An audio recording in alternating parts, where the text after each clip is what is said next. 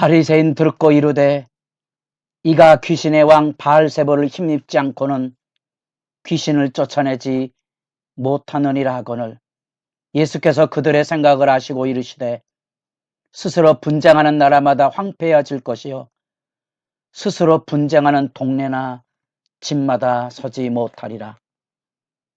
새벽을 깨우는 거룩한 기도자 여러분, 주님을 만날 하늘 행복으로 든든하기를 원합니다.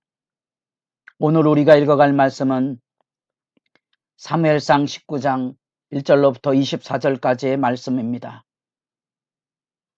우리는 사무엘상 16장부터 31장까지를 다윗의 이야기로 세 구분해서 사무엘상 말씀을 이해해가고 있습니다. 그러나 분명한 것은 이 16장부터 31장까지의 주된 지배자는 사울입니다. 객관적으로 보면 사울의 이야기지요. 역사를 이해하십니까? 악의 지배. 악의 지배 그 다름 아닙니다.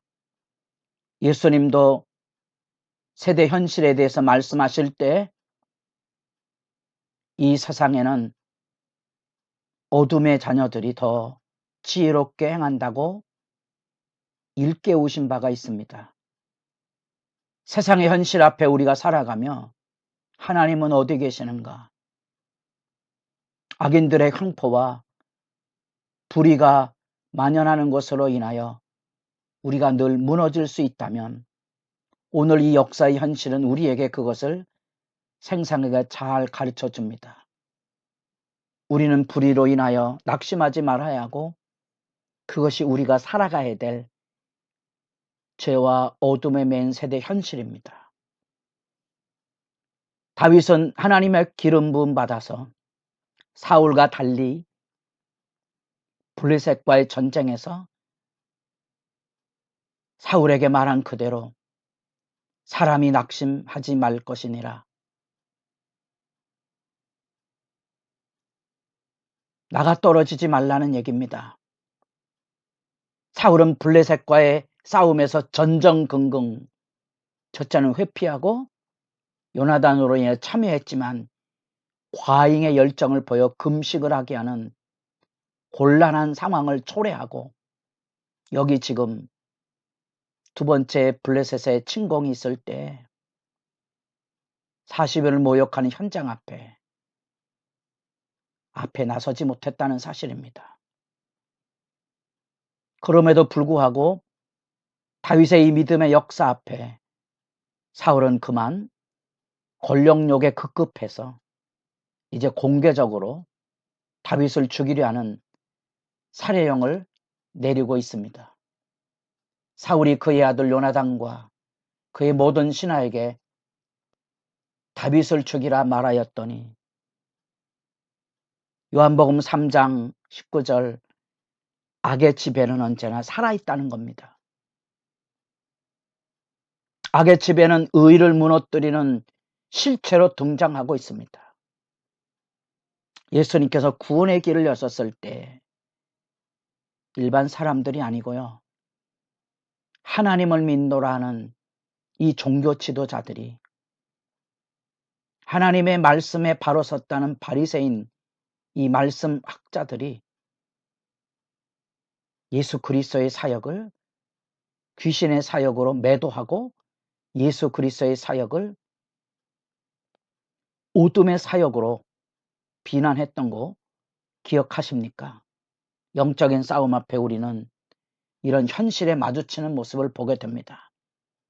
우리는 악인이 활개치는 세대 안에서 살아가고 있다는 사실을 기억하시면 선악을 분별하며 살아갈 수 있는 믿음의 용기를 갖게 될 것입니다. 우리는 그 안에 놀랍지만 사울의 통치 아래 있는 다윗 살해령 배경을 통하여 놀랍지만 사울의 아들이 요나단이 다윗의 후원자가 돼서 어쩌면 세습의 왕권을 이어갈 요나단이 하나님의 영화 역사를 지켜보고 할례받지 아니한 블레셋과의 싸움에서 승리한 다윗을 보고 그는 하나님의 구원하심이 다윗에게 있음을 알아 그의 후원자가 되었다는 사실입니다. 우린 역사의 이야기를 이렇게 지나가는 이야기로 듣지만 우리가 내 권위와 내 자리를 포기하고 희생한다는 것은 얼마나 고통스러운 일인지를 아마 다 알고 계실 것입니다. 하나님의 영의 역사 앞에는 언제나 이렇게 육체의 욕망이 발목을 잡고 있는데 요나단은 선연하게 그 구분을 우리에게 분명하게 자리매김해 주고 있다는 사실입니다. 요나단이 후원이 돼서 다윗을 변호해 주고 있습니다. 놀랍지만 이제는 그 다윗을 죽이려 했던 행태 가운데 사울의 딸까지 후원자로 서 있다는 사실을 만나보게 될 것입니다. 첫 번째 단락에서는 이 요나단이 다윗에 대하여 중심을 다해서 변호를 합니다. 그것은 아버지가 사는 길, 자기 집안이 사는 길이고 하나님의 역사를 거스르지 않는 일이기 때문에 그렇습니다. 그는 골리앗을 마주대하 목숨을 걸고 싸웠던 다윗의 믿음의 용기와 여호와께서 그로 인하여 이스라엘을 구원하셨다는 사실에 대한 충고를 애타게 들려주므로 사울이 죽이지 않겠다라고 마음을 돌이키게 합니다.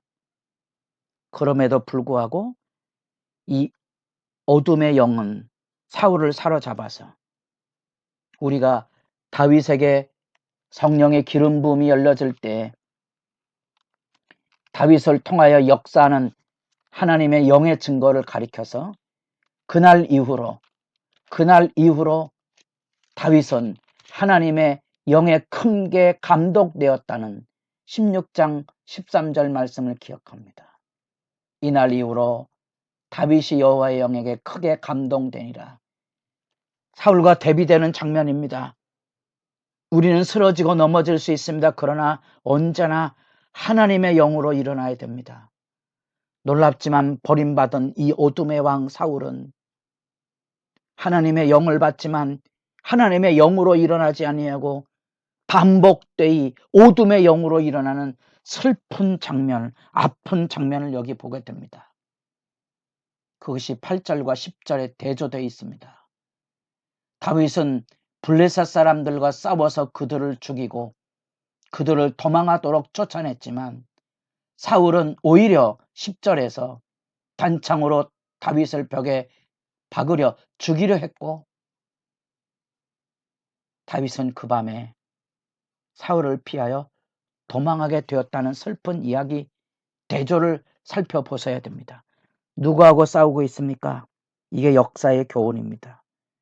채살 깎아먹기 하는 것이 멸망의 징조고 예수 그리스도를 악의적으로 비난했던 이 거룩하다는 종교 지도자들의 음모와 간사함을 살필 수 있어야 오늘 우리 시대에 우리가 그리스도인으로서 어떤 선택을 하고 결단을 하며 살아가야 될지를 생생하게 만나보게 됩니다.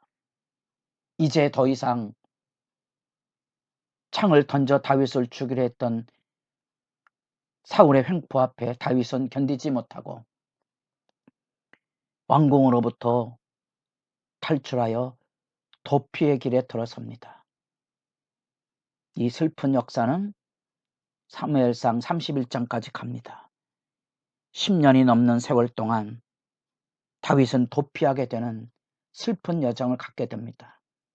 어둠의 왕이 빛의 왕을 압제하고 있는 역사의 현실을 여러분 기억하셔야 됩니다. 그러나 그 안에서 여호와는 언제나 다윗과 함께합니다. 그 도피 생활에 요나단이 후원자가 됐을 뿐 아니라 이제 자기 집으로 피신했을 때 사울의 딸 미갈의 보호를 받습니다. 다시 죽을 고비를 넘나들게 됩니다. 사울의 살기 등등한 체포령에 사울의 딸 미갈이 드라빔에다가 다윗의 옷을 입히고 이불을 덮어서 다윗이 도망할 기회를 열어줍니다. 그래서 사울이 미갈 앞에 신문할 때 미갈이 대답합니다. 나를 놓아 가게 하라. 어찌하여 나로 너를 죽이게 하겠느냐. 마치 죽음의 협박을 받은 것처럼 미갈이 사울에게 이야기를 하는 동안 다윗은 드디어 도피를 시작합니다. 18절 슬픈 얘기의 시작입니다. 다윗이 도피하여 이제 다윗의 유랑 생활이 시작이 됩니다. 첫 번째는 라마 사무에게로 갑니다. 라마 나옳 아마 근처의 들이었을 텐데 놀랍지만 그 나옳이라는 그 지역 안에 사무엘이 선지자 무리들과 더불어 섰었는데 그냥 손쉽게 선지학교라 하나님의 율법을 공부하는 그런 자리로 이해하시면 될 것입니다. 그때 하나님의 영으로 그들이 세움을 받아서 예언을 하게 되는 역사 가운데 서 있음을 보게 됩니다. 그때 사울의 체포대가 그곳에 쫓아옵니다. 놀랍지만 이 사울의 체포대조차도 3번에 걸쳐서 예언을 하는데 그들은 성령의 역사 안에 참된 예언이 아니라 영에 사로잡힌 황열경, 곧 모라적인 현실 앞에 사로잡히게 되는 것을 보게 되고요. 그런 모습은 나중에 사울이 직접 찾아 나섰을 때도 똑같하게 이제 광적인 집착으로 몰락의 길로 내려가는 수치의 모습을 나타내 보이게 됩니다. 10장에서 라마를 향하여 갔을 때 선지자들의 무리를 만나서 하나님의 영에 사로잡혔던 이 사울이 여기 다윗을 죽이려 하는 그 속에 다시 선지자들의 반열 속에 더 있지만 이제 여기는 미친 자의 모습으로 나타나는 수치를 드러내게 됩니다. 더구나 겉옷을 벗고 벌거벗은 채 이런 상징들은 이제 이혼하는 파혼의 이미지를 가지고 있어서 이제 사울과 사무엘의 관계가 더 이상 정상적인 관계가 열려지지 못했음을 살펴보게 될 것입니다. 이 두란노 성서 지도에 다윗이 쫓겨다닌 10여 년의 세월의 이 복잡한 과정들을 이제 우리가 지켜보게 될 것이고 제일 먼저 기브아에서 라마로 쫓기게 가는 모습들을 보게 됩니다. 자주 지도를 보여드릴 텐데 참고하셔서 말씀을 읽어가길 원하고 어둠의 왕과 빛의 제조를 통하여 이 악의 횡포를 여러분 기억하십시오.